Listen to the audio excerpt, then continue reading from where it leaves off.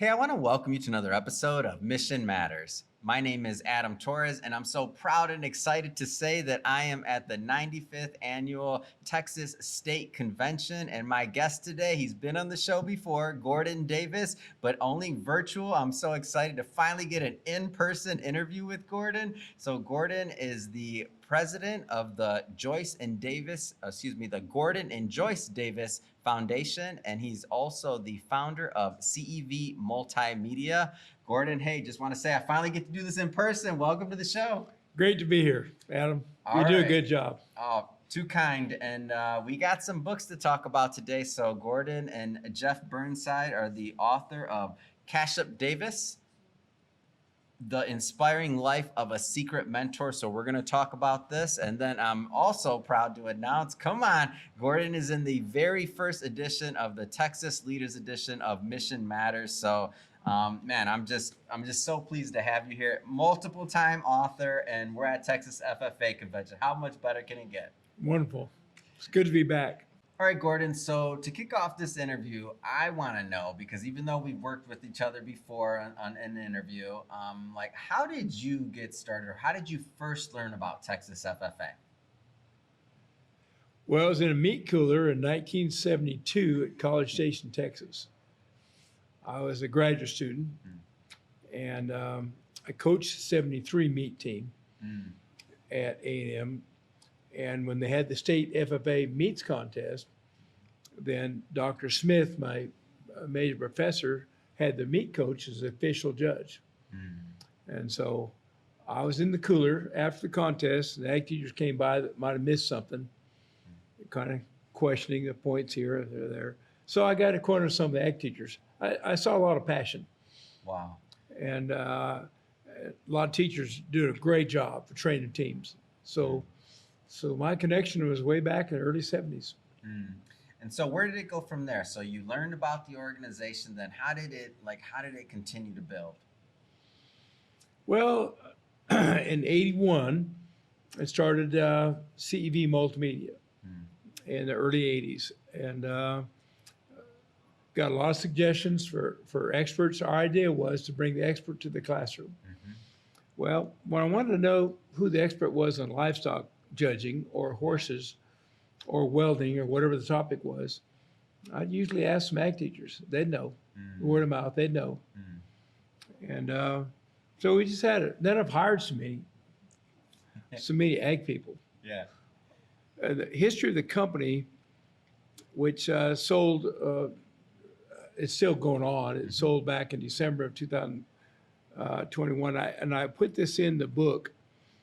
We've had 17 different leaders that have worked for CEV that were also prominent members of the FFA. Many of them were state FFA officers, but there's 17, including 3 of the top 4 people in the company. The president, CEO now is a former FFA officer, state officer. Another one, a national finalist for public speaking, is Clayton Franklin, and she of course was in was in FFA, and then a previous president was Jeff Lansdale. Yeah, he's from East Texas, and he was in the FFA. So it's been leadership carried right through the company. Yeah.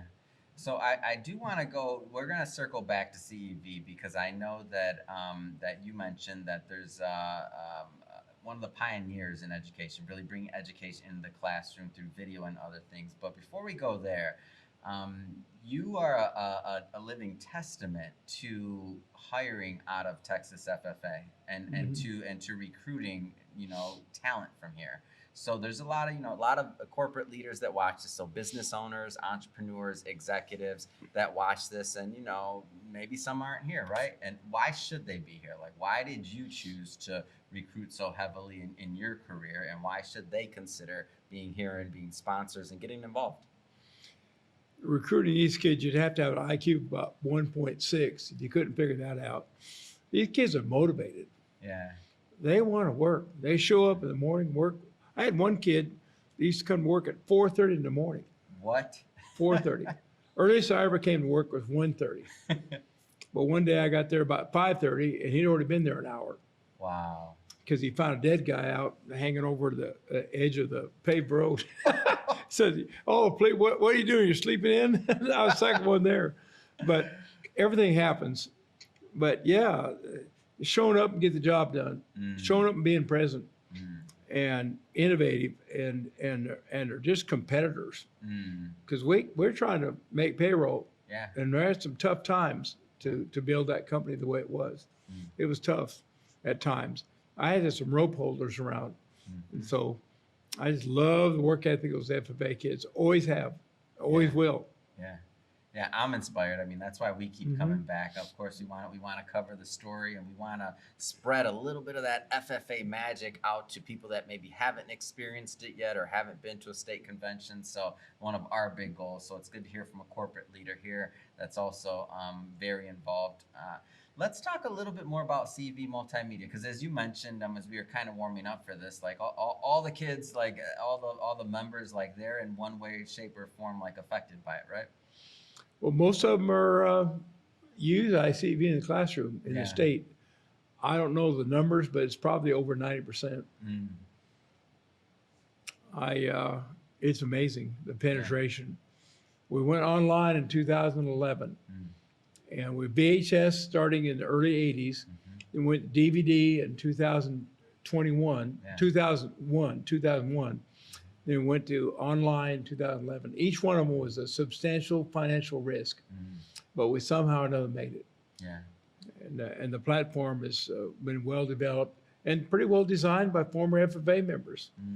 And just millions of kids are on that thing every day. So I know, like a big word that's been used with some of the individuals to describe a Texas FFA member is grit. They got grit. Like they're gonna get the job done. So I know that some, like last year, I haven't been on the floor as much this year, but last year I was talking to somebody, and there's some entrepreneurs. There's some in high school have business. I talked to a gentleman last year who he had a power washing business. I talked to another person, like they had all these little businesses. I shouldn't say little, actually. He was off the top of my head making like $2,000 a month, and I'm like, what, in high school? like power washing? And he's like, yeah, and I just do it after school, or I do it on the weekends. And he was telling me about his business. So maybe let's kind of pay it forward a little bit and talk to those FFA members that are going to watch this about entrepreneurship. Like, what kind of advice would you give them on kind of getting started? So again, thinking about that high school, they're just getting started FFA member.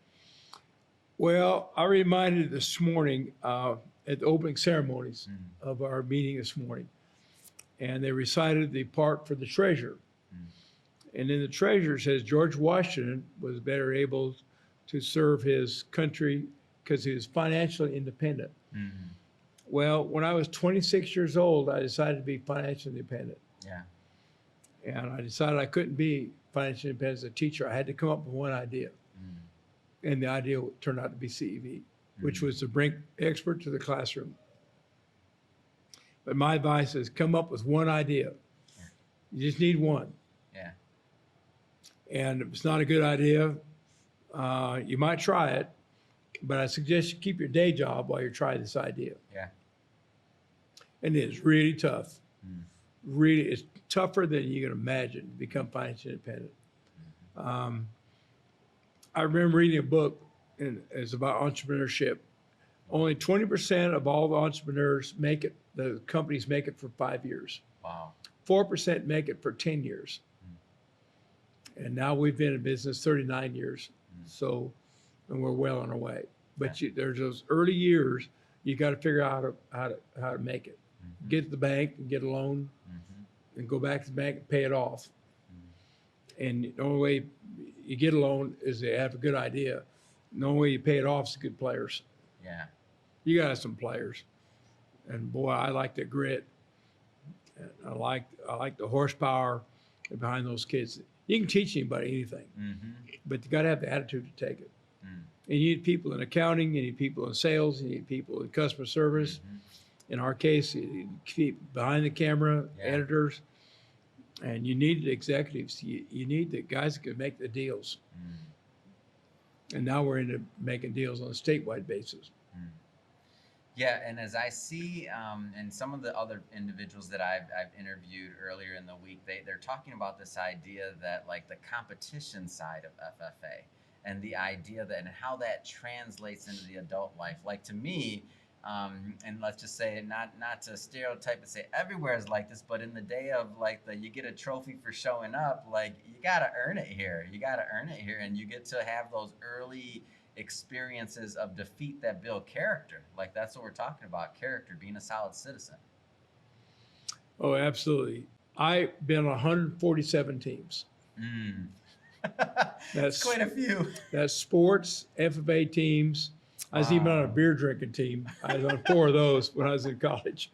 I won't go into that detail. That's quite a story. But I love being on a team. And a team achievement is so much better than an individual achievement. Yeah. It's, yeah, you can get your name called off as high individual or third or something, but it's so much better to be on a team and experience all the kids and everybody working together. And some of the weaker ones, got to learn from you got green hands, you got young kids on the team, you got everybody's on the team and all part of it. And it's equal credit for the whole team. And I love the team events. Yeah. And FFA is the best at that. And I even coach a potato judging team. I coach an apple judging team. I had horses, I had livestock, I had dairy. And when I was in high school, it was on a soils team. We had a land judging team, and livestock, dairy, and so forth. But I just loved all those teams, and we won. Yeah. And we got our tails handed to us.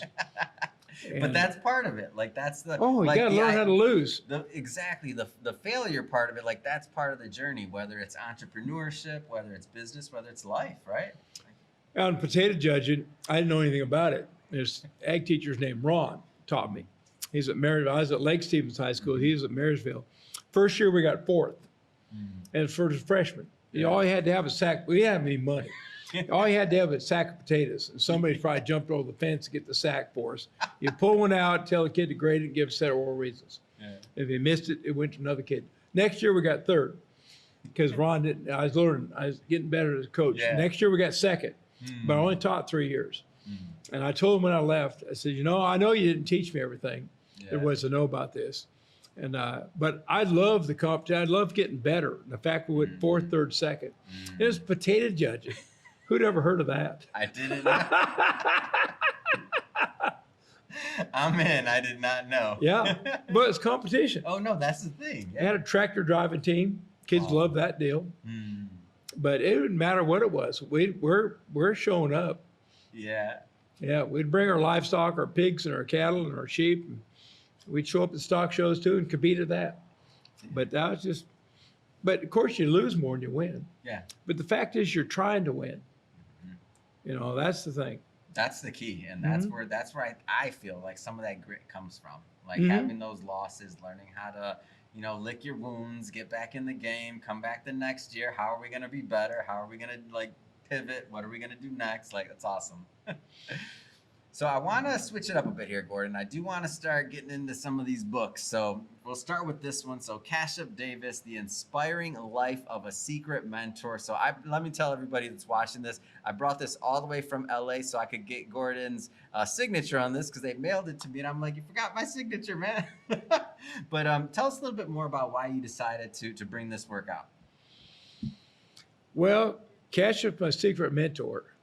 He was born in 1815. He died in 1896. He's my great-grandfather. And you talk about grit.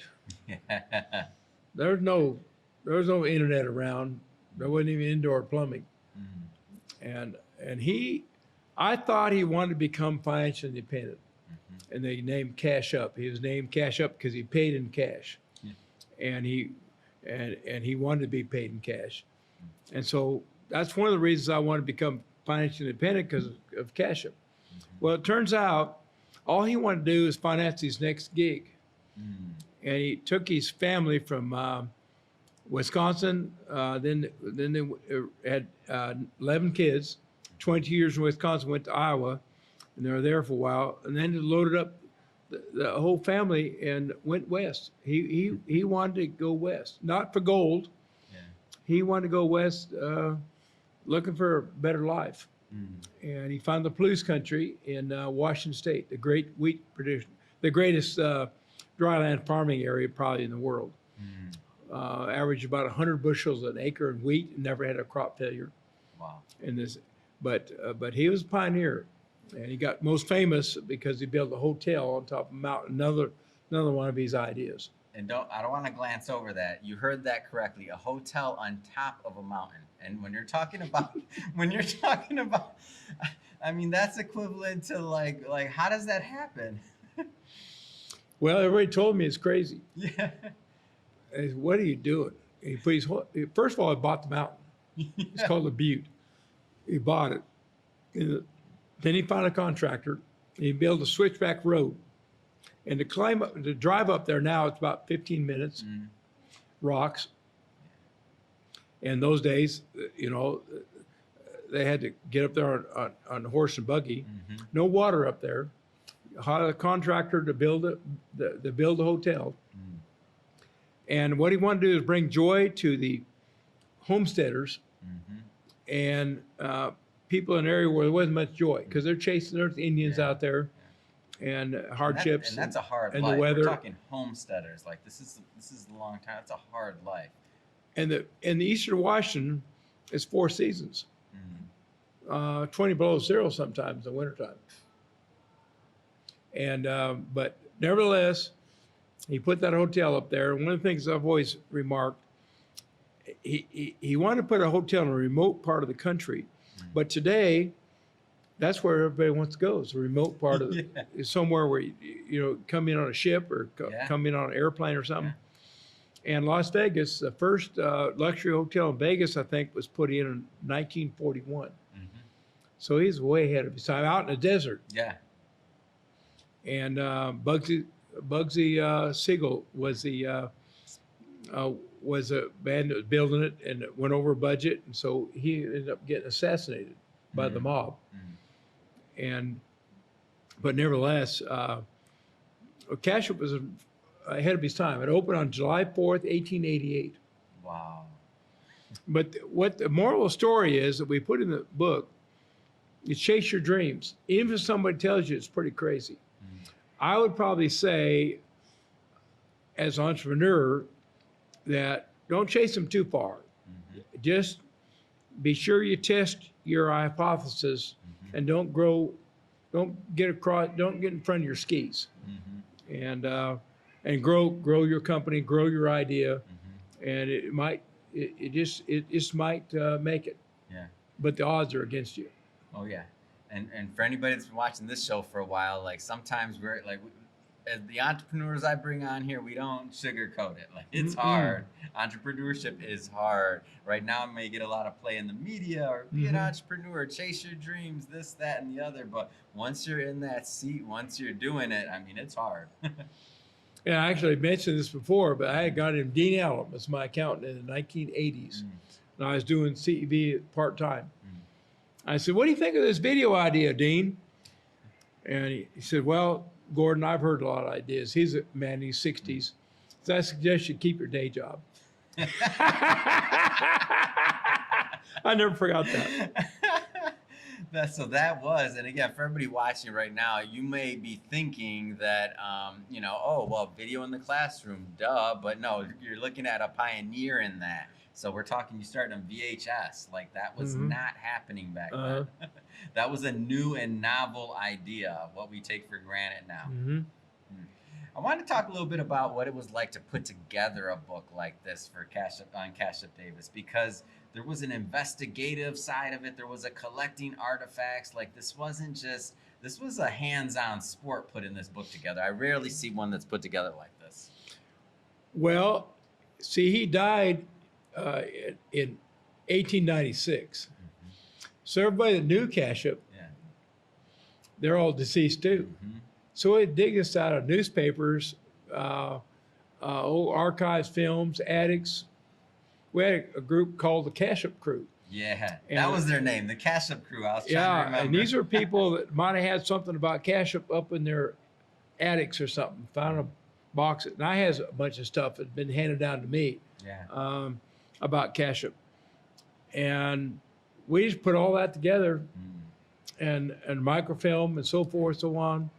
Cashup was known when they had a grand opening on July 4th. That was a national event in 1888. And there was stuff in the newspapers all the way back east. We found some of that. And when he died in 1896, we found a obituary in the Minneapolis newspaper in Minnesota. But you know, it just is. But Jeff Burnside, investigative reporter, Yes. I give him full credit for that. He wanted me to be senior author. I said, no, I want to be on the second team. I'll be second. He said, well, it's about your grandfather. I said, no, you're doing the work. Yeah. And he's one that, to his credit, he dug it out. Investigative reporter like Jeff did. He dug it out like you cannot believe it. Yeah. And for everybody watching this, by the way, or listening to this, pick up a copy of the book, of course, and you're going to see pictures. You're going to see all kinds of things on like what it took for the Cashup crew to get this done. And so what my role was is that the family is, over the years have said, you probably have the most traits of Cashup in the family. I would imagine build a hotel on a mountain or a butte, and then, education experts in the classroom video. What? Like, that's a novel idea, both of them. But I always felt like I had a little advantage genetically. I knew I had some Cashup Davis genes. Yeah.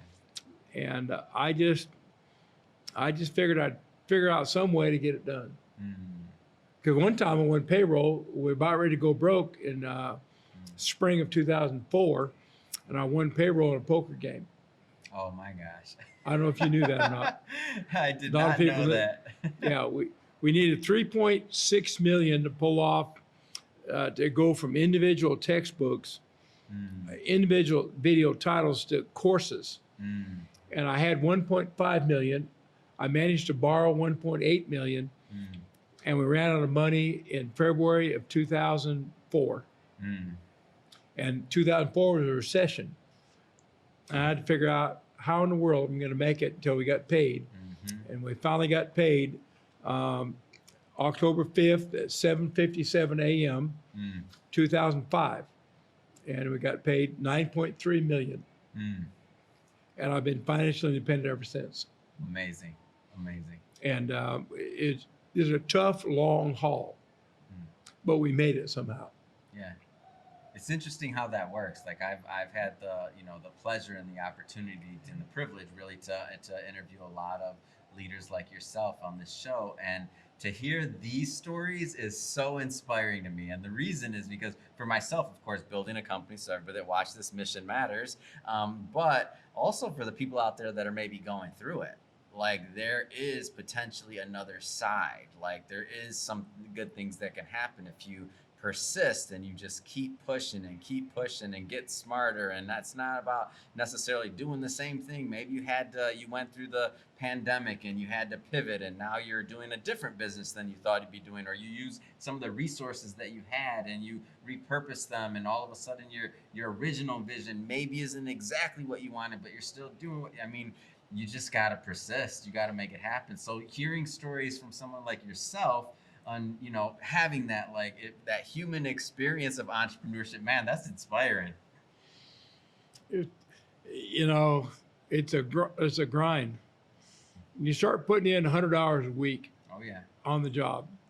And that year we were going broke, my attorney talked to me about bankruptcy. I said, no, not going bankrupt. I said, well, you could get some partners. No, I don't want anybody buying in that's going to tell me what to do and want a big piece of the company. And he said, what are you going to do? I said, I'll figure it out. And I found a bridge loan. Wow. Mezzanine fund in Dallas, Texas. And we had $1,200 left when we got paid on October 5th, 2005. Oh, wow. Everybody listening, there you go. I want to switch it up a bit here, Gordon. Let's talk about the most recent release. So we have Mission Matters, again, Volume 1 of the Texas Leaders Edition, which I'm so thrilled that you're a part of. I mean, for us as a company, like, this is a historic moment. This is our first ever book that's done for a particular state or an organization. So we put this together with Texas FFA. So thank you Good job. so much for participating, of course, and being part of this inaugural edition. We don't launch a lot of number ones in terms of volume ones. Our other series were volume 10, volume, bunch of different series, but volume 1. And I'm like, if there's a state that's going to get their own book, of course it's going to be Texas, right? Has to be. So what are some of the things that you hope that the readers of this book take away from your chapter and what you contributed? Well, I titled the chapter, "It's Okay to Win." And Aaron asked me, what is your greatest achievement? Put that in the book. And I said, founder of CEV Multimedia was my greatest achievement. And so I put together 10 tenets of my career in the book that has to do with what it takes to win. And I put, I can name a few of them. Pursuit of excellence. I have no interest in mediocrity at all. None, including that chapter or anything I do. And then I put success begets success. And then it's all about the kids. It's important to give back. It's okay to win. It's okay to have fun. All those are some of the tenets that were in the book. And the chapter was actually okay to win is what we called it. But I've had fun my whole career. We never had much stress at CEV. Even when the pressure's on, no, we still had fun. We had fun figuring it out. And all the teams I've been on and coached, when we lost, first one to congratulate the winners, we had fun competing. If we won, we might have had a little bit more fun. But then when I see reunions, you know, of course, we talk about the good times. And then it asked for advice. And there was one word that was edited out of the book. Your authors have got a lot of class. The first thing I put in the book under advice to the kids, I says, don't be a jackass to anybody. And they edited that out to don't be a jerk to anybody. So it's going to say jerk, but that's not my intention. And I can't tell anybody, I can't tell the kids or anybody listen to this, don't be a jerk to anybody. You don't have to be a jerk to anybody. I don't care if you're here and it's somebody taking your money at McDonald's. I'm apt to give a McDonald's girl at 6 o'clock in the morning when I go through to get my biscuit a bigger tip than somebody at a restaurant that's trying to impress me. Because a lot of times that you get talk to them, they've got a couple of kids and they're there working in the morning. And they show up at work at 5 o'clock. I'm impressed by that. And so, and Joyce and I are lucky enough to have a maid at our house or housekeeper, and we take care of her. You got to take care of everybody. And so you don't, I don't like to see any arrogance. I've reached a status where I could probably do what I want to do. I don't do that. But I like to really take my time with kids. I really like being around young people. There's a lot of them here. The ambassadors have been helping me out. But I was a kid like that one time. Didn't have anything. Might have had a pig out there I was taking care of. That's about it for a project. And then other advice was, you know, look for your opportunities, sort through them. But there's a big list of advice, about 10 things listed there. What do you think was some of the secret to like keeping that fun component through these things? Like, what do you think? How'd that happen for you? Oh, I just got the way I am. I don't like a lot of stress, and I can handle a lot of pressure, but they can't tell. And if I feel I was the leader, if they see me sweating, maybe I'd be sweating. I was probably having a good time.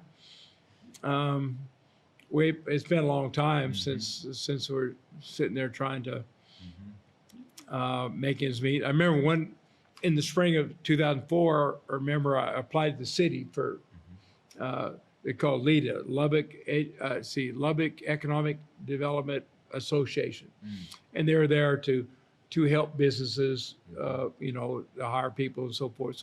So you can apply for some money. Yeah. So Kenny McKay came to the office. This is spring of 2004. And he brought a check for $85,000. And he knew me. He held the check out in my office. He says, Gordon, he looked me right in the eye. He says, Gordon, you're not going to go broke, are you? I says, no. And jerked the check out of his hand, called my county manager, said, Karen Kroll's her name. Karen, I got a check for you. Take it to the bank. That's no kidding. That's a true story. Oh. So we were having fun going broke. Well, we didn't go broke. Yeah. Never missed a payroll. We never missed one. Of course, payrolls are nothing like they are today. We had a few people, but today we have 160 employees. Wow. It's a lot of difference. Oh yeah. Oh yeah. So circling back to the FFA, Texas FFA, what keeps you coming back? Like, what keeps you coming to convention? Like, what keeps you here? Kids. Yeah. It's all about the kids. It's just all about the kids.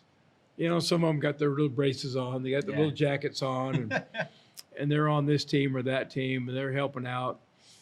Just look at them. They're happy. Yeah. And I had a little girl named Lily from White House FFA chapter in East Texas over by Tyler.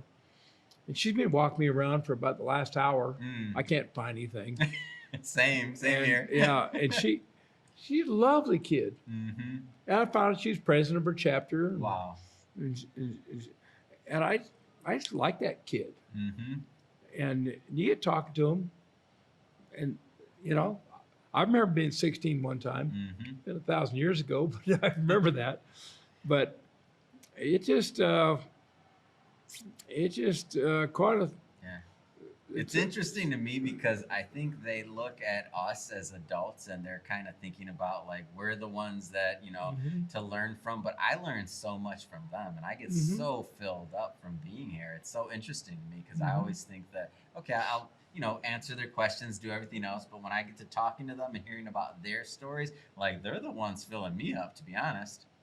I had tears in my eyes, like I said before, when I retired from Texas Tech University on May 12th, 1990. I was a tenured associate professor at the time. But I knew I was going to go to CEV and hire young people. So I was going to get to be around young people, except they're going to be employees instead of students.